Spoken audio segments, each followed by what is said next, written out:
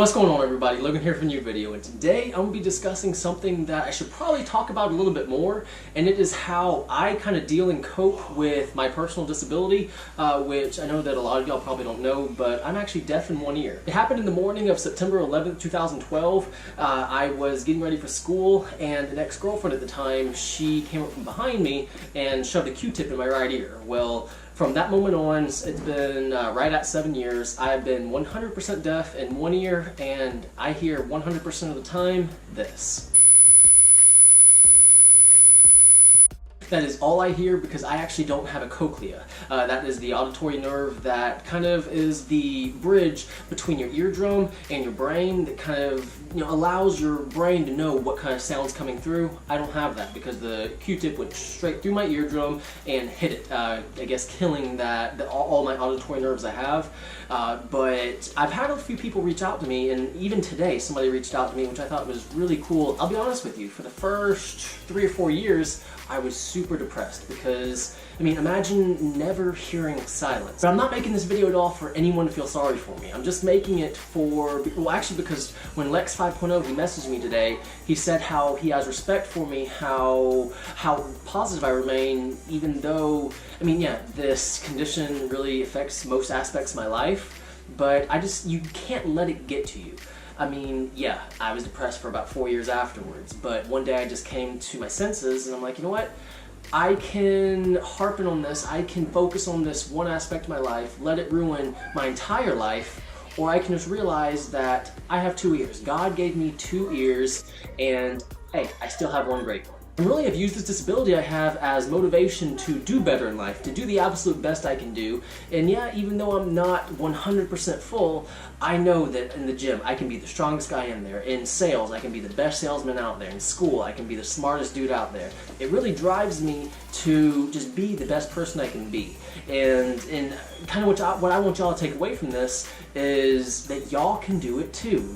Even if you have some kind of disability, there's all kind of things out there. Just know that somebody has it worse than you, and that you really can do anything you set your mind to. Do I not go out to restaurants because it's really awkward me trying to tell the order to the waitress or whatnot? No, I still go, I still enjoy my food.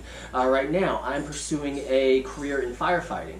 Am I letting my bad ear slow me down? No, I've contacted all the people I need to, learned all the information, and seen if I can still be a firefighter even though I'm deaf in one ear. And I can, and I am not going to let that slow me down. And the same thing goes for y'all. If y'all have any kind of disability or any kind of hardship in your life, don't let it slow you down. Just keep pushing through, and if you put your mind to it, you can do anything. Heck, after Harvey flooded my house with 10 feet of water, it was super depressing coming home, seeing how all the ceilings came down, how everything that I owned, minus my GoPro, my computer, and my Xbox, and just a handful of clothes, everything was ruined. It got me down for a little bit, and it got my entire family down.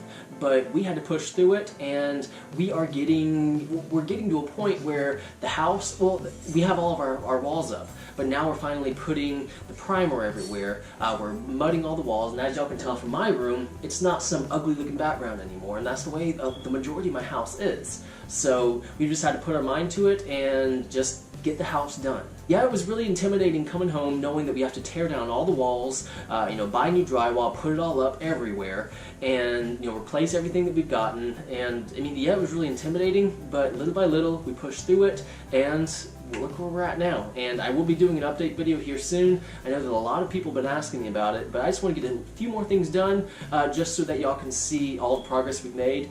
You'll really be surprised. Now I want to say thank you so much to my brother-in-law Kyle and Jonathan. They've been a huge help over here. And to all the volunteers that subscribe to my YouTube whenever y'all were over here helping us take everything out the house, thank all of y'all.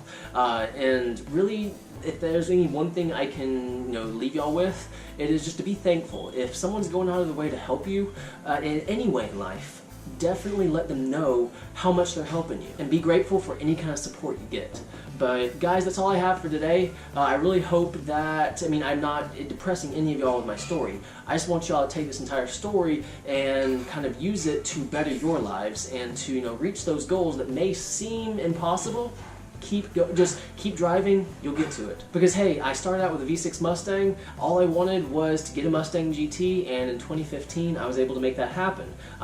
Me alone, I was able to get a loan, I saved up a little bit of money, and I got my dream car. And if any of y'all want to talk to me, just message my Instagram. It's BubbaBlue843. I'm way easier to reach there versus on YouTube or anything. I mean, I try to comment on all the comments that y'all make. It's just a little easier on Instagram. But guys, I really do hope you enjoyed this video and you're able to take something away from it. If you did, please like it and please subscribe. And as always, have a great day.